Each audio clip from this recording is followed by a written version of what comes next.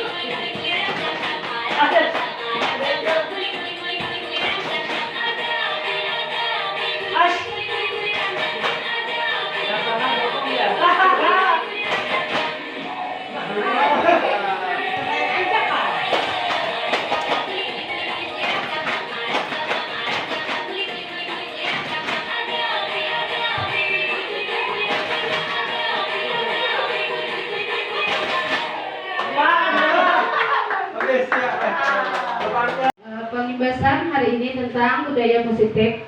Apakah Bapak Ibu tahu tentang budaya positif? Sudah kenal? Atau pernah mendengar istilah budaya positif? Pernah mendengar saja? Iya. Budaya positif di sekolah yaitu nilai-nilai dan kebiasaan-kebiasaan di sekolah yang berpihak pada peserta didik, agar mereka dapat berkembang menjadi pribadi yang kritis, penuh hormat dan bertanggung jawab. Perubahan paradigma untuk membangun budaya yang positif, sekolah perlu menyediakan lingkungan yang positif, aman dan nyaman agar murid-murid mampu berpikir, bertindak dan mencipta dengan merdeka, mandiri, dan bertanggung jawab. Lazimnya, disiplin dikaitkan dengan kontrol. Dalam hal ini, kontrol guru dalam menghadapi peserta didik.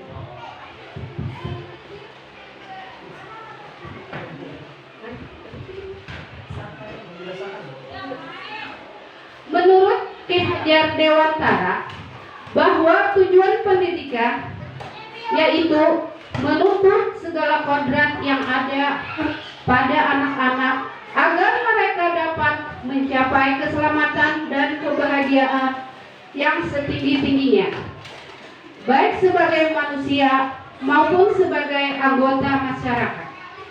Oleh sebab itu, Pendidik itu hanya dapat menuntun tumbuh atau hidupnya kekuatan kodrat yang ada pada anak-anak agar dapat memperbaiki lakunya, bukan dasarnya.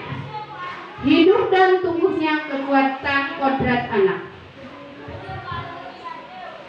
Kontrol itu kita sendiri yang memegang. Kepalan tangan kita, apakah membuka atau menutup kepalan tangan kita itu bergantung pada diri kita sendiri. Jadi perkembangan atau kontrol dari siswa peserta didik ini tergantung kepada kita sebagai pendamping di sekolah. Perubahan paradigma teori kontrol, ilusi guru menuntut murid, ilusi bahwa kritik dan membuat orang merasa bersalah dapat menguatkan karakter, ilusi bahwa semua penguatan positif, efektif dan bermanfaat, ilusi bahwa semua penguatan positif, efektif dan bermanfaat. Di sini ada perubahan paradigma, stimulus, respon dari teori kontrol. Siapa sesungguhnya yang memiliki kontrol, stimulus, respon, dan sebelahnya itu adalah teori kontrol. Stimulus, respon, kita mencoba mengubah agar orang berpandangan sama dengan kita. Itu stimulus, respon. Dan untuk teori kontrolnya, kita berusaha memahami pandangan orang lain tentang dunia. Selanjutnya, perilaku buruk dilihat sebagai suatu kesalahan. Ini stimulus respon. Dan untuk teori kontrolnya, semua perilaku memiliki tujuan. Ini tingkah laku dari peserta didik institut. Terus orang lain bisa mengontrol saya. Ini stimulus respon. Untuk teori kontrolnya, hanya Anda yang bisa mengontrol diri Anda sendiri. Terus stimulus responnya lagi, saya bisa mengontrol orang lain. Teori kontrolnya, Anda tidak bisa mengontrol orang lain. Pemaksaan ada pada saat rujukan gagal. Terus untuk teori kontrolnya, kolaborasi dan konsisten menciptakan pilihan-pilihan baru. Model berpikir menang atau kalah. Teori kontrolnya, model berpikir menang-menang. Apakah makna disiplin, Bapak Ibu?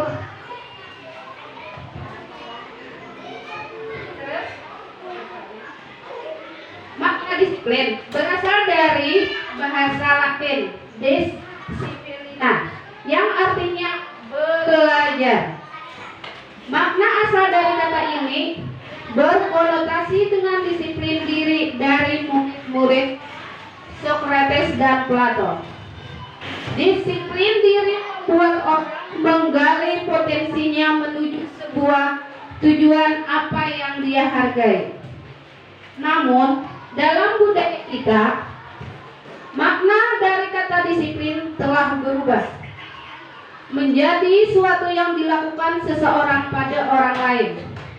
Untuk mendapatkan kepatuhan, kecenderungan umum adalah menghubungkan kata disiplin dengan ketidaknyamanan, bukan dengan apa yang kita hargai atau pencapaian suatu tujuan mulia.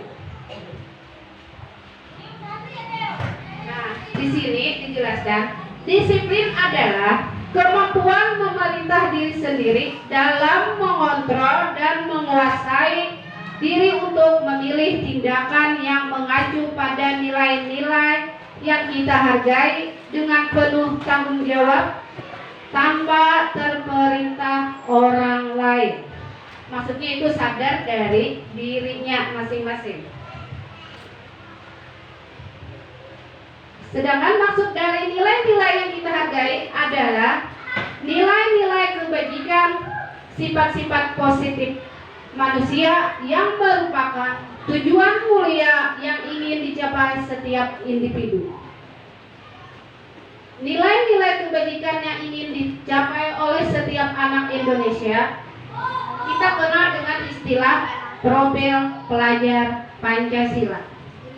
Beriman, bertakwa kepada Tuhan Yang Maha Esa, dan berakhlak mulia, mandiri, bernalar kritis, berkebinekaan global, bergotong royong, serta kreatif.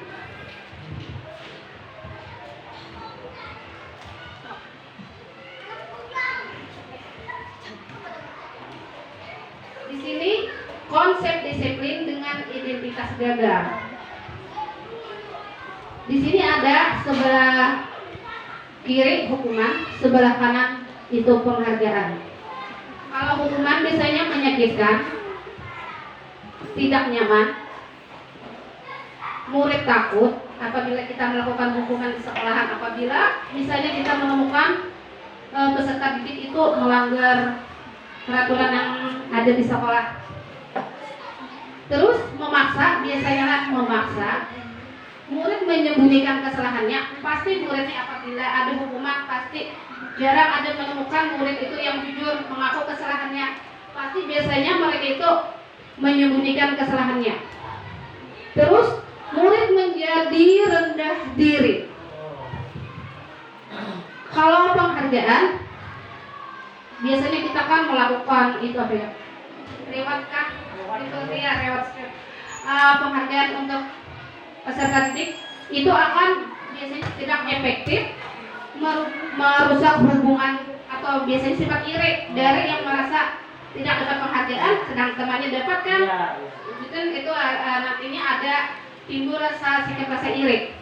Terus mematikan kreativitas, menghukum dengan sistem ranking, merampas hak menghargai dirinya.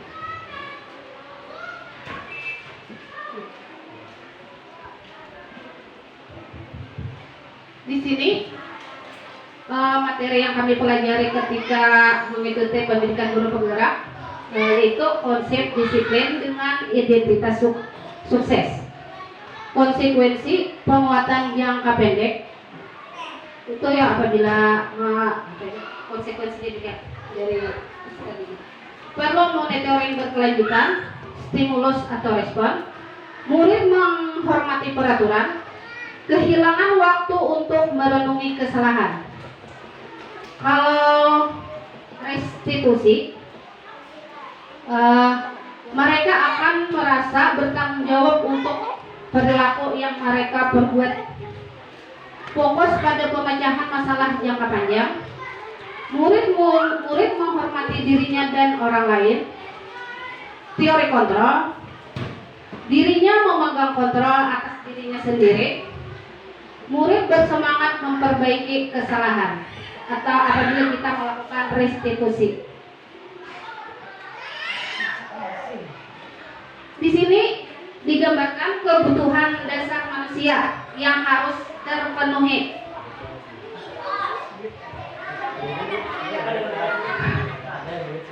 Kebutuhan manusia biasanya inilah mereka itu memerlukan cinta kasih atau ingin merasa diterima. Terus kesenangan. Kesenangan. Terus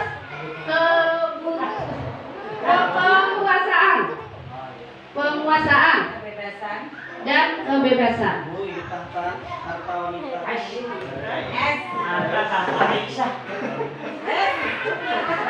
Ini adalah kebutuhan dasar manusia yang harus terpenuhi. Ya, kesenangan, cinta kasih. Yang paling di biasanya harus ada itu yang mana ya? Semuanya cinta kasih pula. Mewakili semuanya di cinta kasih. Apabila cinta kasih sudah terpenuhi, kesenangan, kebebasan, penguasaan itu akan mengikuti. Oh ya. Cinta kasih gitu.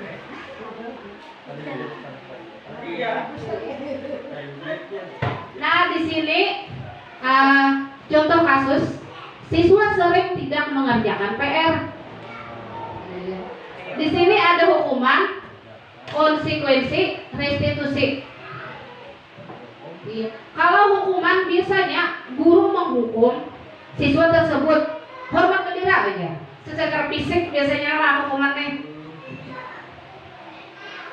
Guru marah-marah. Ya, murid akhirnya menjadi takut. Terus kalau konsekuensi, guru memberikan konsekuensi untuk mengerjakan PR-nya. Misalnya jam istirahat, Dewi hari ini harus tutup enggak? Misalnya. Tuh sistem konsekuensi. Guru tegas dan siswa menghormati peraturan. Itu adalah dari konsekuensi. Terus kalau restitusi, guru menanyakan keyakinan kelas, dirinya dan membantu siswa menyelesaikan masalahnya. Misalnya sini guru mendampingi dari siswa atau peserta didik. Guru terbuka dan siswa menghormati dirinya dan orang lain.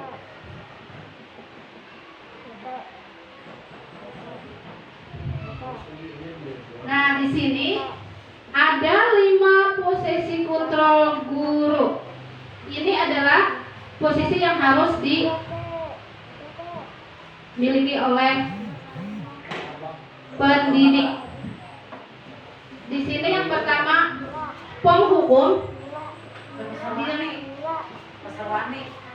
2 pembuat merasa bersalah, 3 sebagai teman, 4 pemantau, 5 manajer.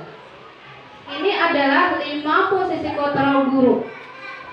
Kita itu sebagai pendidik biasanya pasti melatihnya ini. Bisa kita sebagai penghukum atau pembuat merasa bersalah dari peserta didik, atau kita bisa juga sebagai teman dari peserta didik, atau pemantau dan manajer. 5 posisi kontrol guru.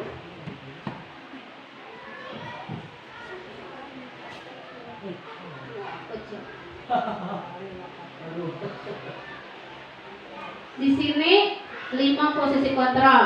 Yang pertama identitas gagal, identitas berhasil sukses, identitas berhasil sukses, kontrol diri, kontrol dari luar, menghindari hukuman. Iya. Nah, di sini ada pernyataan-pernyataan. Siapa yang biasanya mengatakan pernyataan-pernyataan? Saya kecewa sekali dengan kamu. Ini biasanya buruk lah berucap peserta didik. Bu kecewa. Kalau sakit hati Bapak. Terus kamu tidak pernah benar melakukannya. Ayolah, lakukan demi ibu, bapak.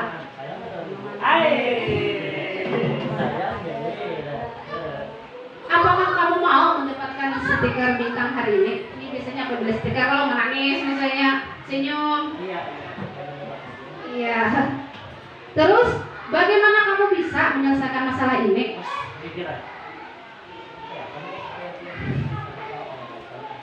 Kamu selalu yang paling terakhir. Ini membojokkan sekali ya.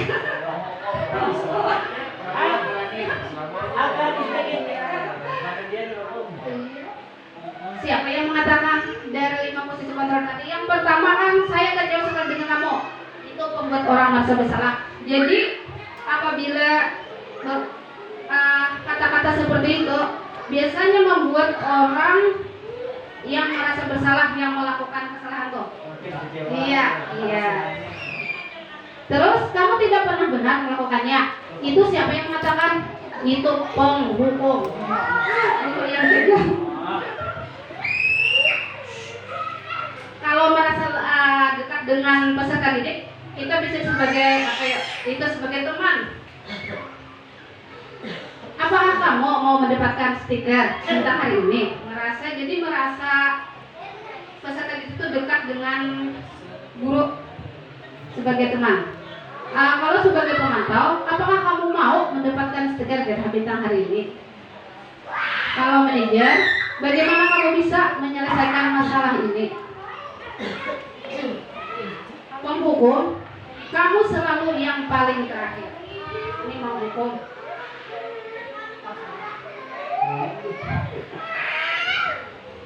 Di sini lingkaran dari budaya positif. Yang paling warna ungu itu yang paling kecil. Dasarnya dulu kita membuat peraturan kelas. Terus dari peraturan kelas akan timbul keyakinan kelas. Dari keyakinan kelas yang terlaksana akan menciptakan lingkungan yang positif.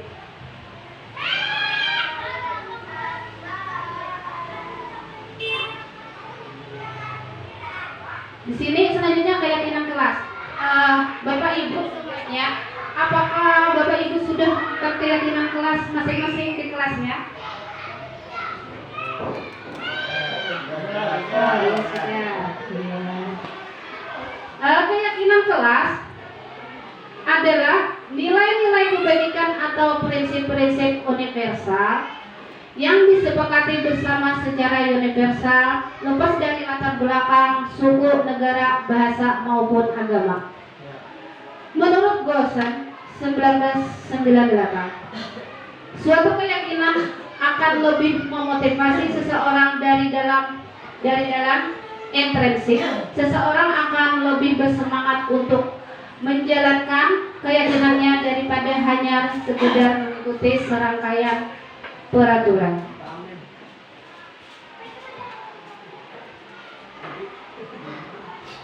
Pembentukan keyakinan kelas bersifat abstrak daripada peraturan yang lebih rinci dan konkret. Keyakinan kelas berupa pernyataan-pernyataan yang universal. Pernyataan keyakinan kelas senantiasa dibuat dalam bentuk yang positif. Kata-katanya biasanya positif. Keyakinan kelas hendaknya tidak terlalu banyak sehingga mudah diingat, dipahami, dan dijalankan diingat oleh peserta didik. Semua warga kelas sebaiknya ikut berkontribusi dalam membuat kegiatan kelas lewat pendapat. Bersedia meninjau kembali keyakinan kelas dari waktu ke waktu. Jadi keyakinan kelas ini kadang harus setahunan, bisa juga sebulan sekali, bisa yang berubah ya. Kesepakatan kelas kan, kadang mesti satu monitor itu hanya dijalankan belum contoh. Apabila keyakinan kelas itu ingin dirubah, bisa saja setiap bulan, setiap 2 bulan, 3 bulan, tidak seharusnya misalnya harus setahun dilakukan, tidak.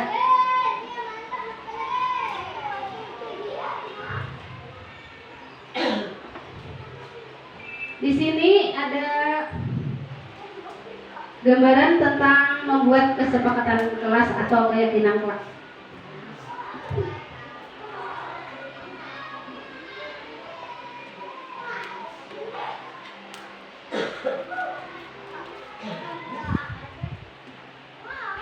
Tanggung jawab, saling menghargai, jujur dan peduli.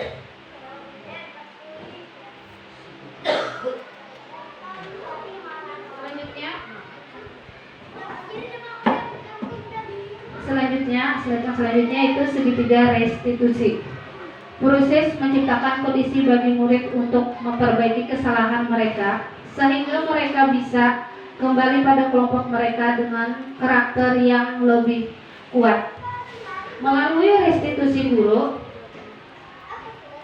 membantu murid menjadi lebih memiliki tujuan, disiplin positif, serta memulihkan dirinya setelah berbuat salah. Membantu murid untuk jujur pada diri sendiri dan mengevaluasi dampak dari kesalahan yang dilakukan. Memberikan penawaran bukan paksaan. Ini adalah dari segitiga restitusi. Ini adalah gambaran segitiga restitusi. Segitiga restitusi, validasi tindakan yang salah, menstabilkan identitas, menanyakan keyakinan.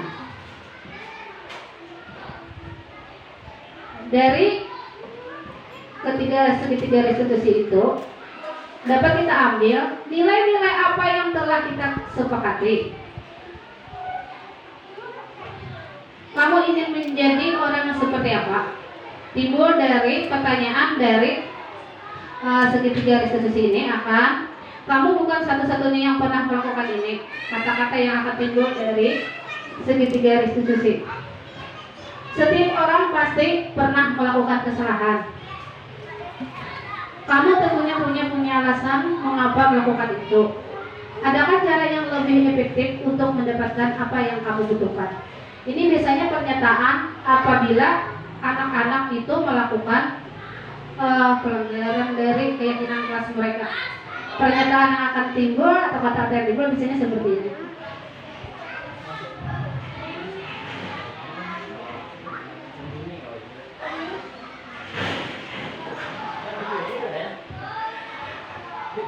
Tahapan segitiga restitusi. 1. Menstabilkan identitas. Ini apabila anak-anak melakukan pelanggaran dari keyakinan kelas, yang tahapan yang pertama itu menstabilkan identitas. Kata-kata yang timbul kita ucapkan pada peserta didik. Berbuat salah itu tidak apa-apa. Misalnya melakukan pelanggaran dari keyakinan kelas. Tidak ada manusia yang sempurna.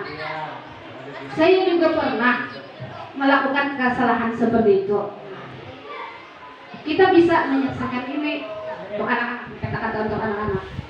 Bapak Ibu tidak tertarik mencari siapa yang salah, tapi Bapak Ibu ingin mencari solusi dari permasalahan ini. Terus kata-kata yang timbul juga, kamu berhak merasa begitu. Terus 2. Validasi tindakan yang salah. Padahal kamu bisa melakukan yang lebih buruk dari ini ya. Saya lebih tegas tadi, lebih tegas lagi, lebih tegas ya. Kamu pasti punya alasan mengapa kamu melakukan ini. Kamu patut bangga pada dirimu sendiri karena kamu telah melindungi sesuatu yang penting buatmu. Terus yang ketiga, menanyakan keyakinan. Apa yang kita percaya sebagai kelas atau keluarga? Apakah nilai-nilai umum yang kita telah sepakati? Apa bayangan kita tentang kelas yang ideal? Kamu mau jadi orang seperti apa? Ini untuk menanyakan keyakinan. Selanjutnya refleksi. Perasaan saat ini adalah untuk refleksi untuk peserta didikan. Gini. Misalnya refleksi. Ya, untuk ibu yang pertama nih ibu Dikia dulu. Refleksi. Perasaan saat ini adalah kok.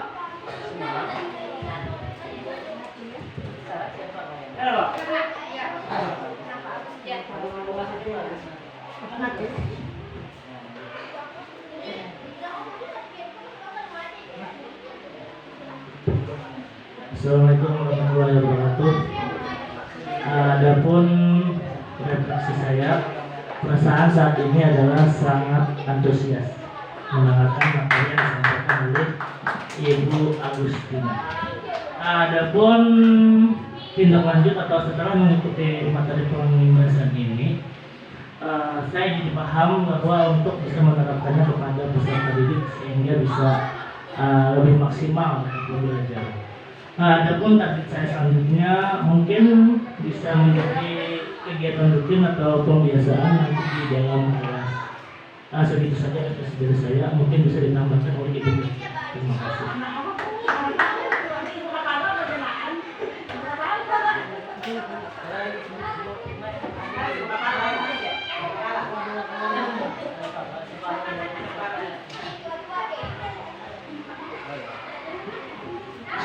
Cik, nggih. Terima kasih atas kesempatan yang diberikan. Mungkin refleksi sedikit, menjawab beberapa pertanyaan, kita bertanya pada diri sendiri. Perasaan saat ini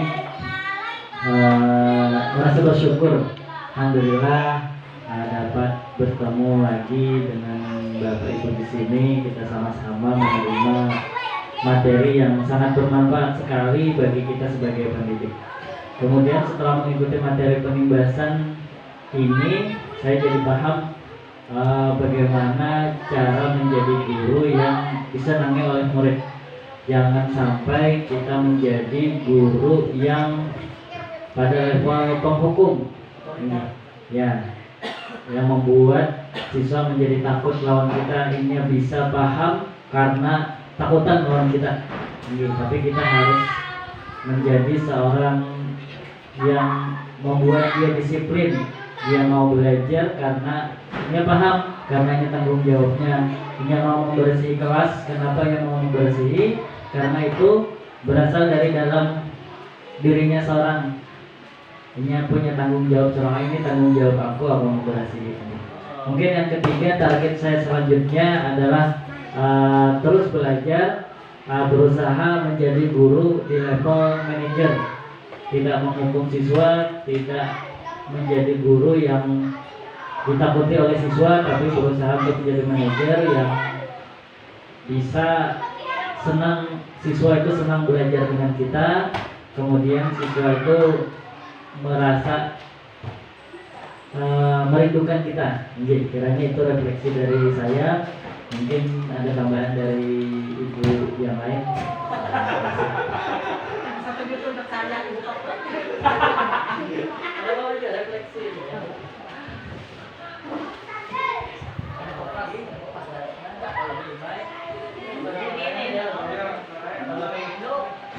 Bapak Ibu, apakah ada tambahan untuk refleksi hari ini?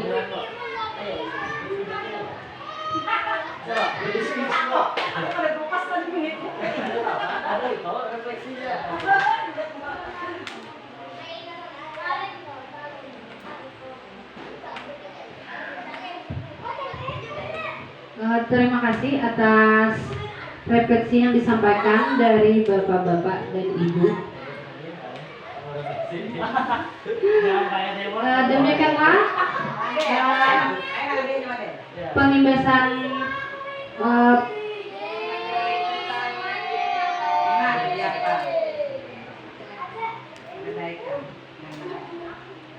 materi tentang disiplin positif yang saya dapatkan ketika mengikuti pendidikan guru penggerak.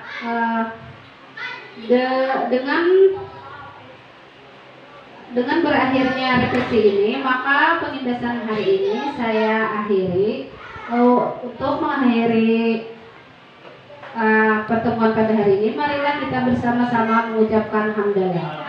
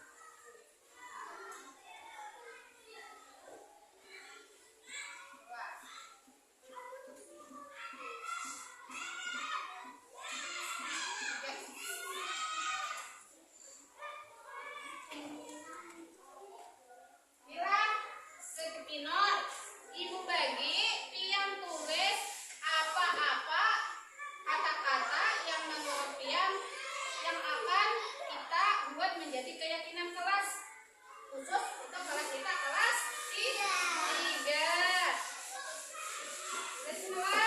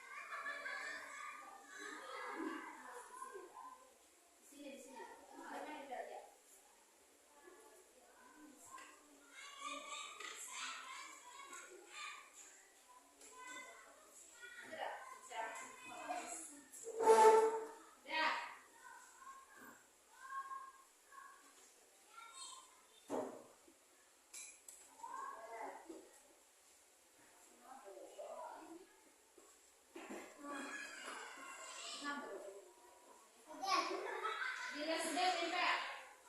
Yang sudah.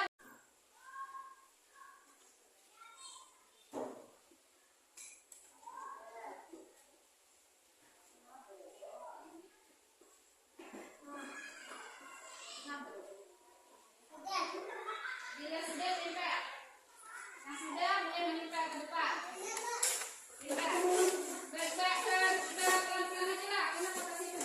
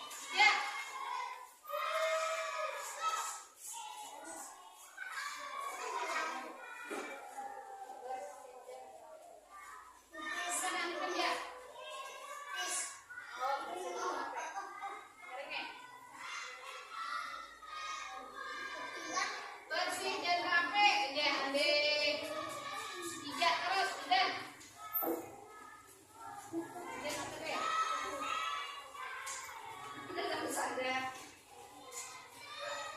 Bekerja keras jadi dan terus maju.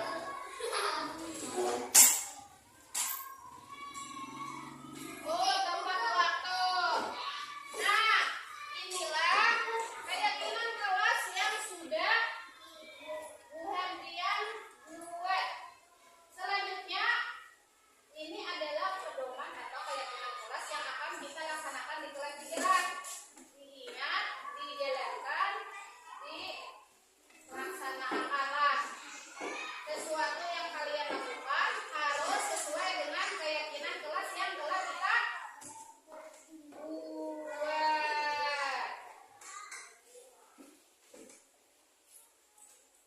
Ya. Selanjutnya kita akan apa lagi ya? Senang? Dinyanyiin apa pelangan? Coba nyanyiin apa? Indonesia Raya. Apa lagu apa?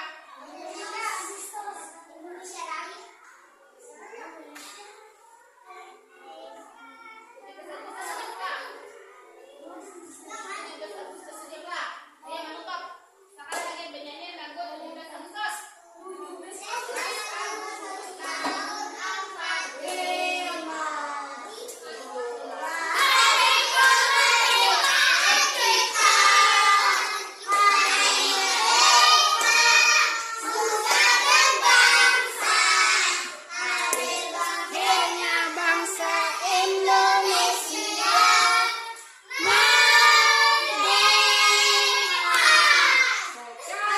merdeka, tetap merdeka.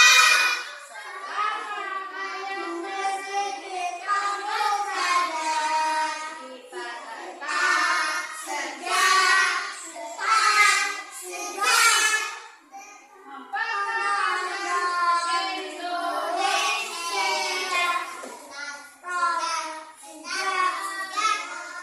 Membela negara kita. Ya. Depan.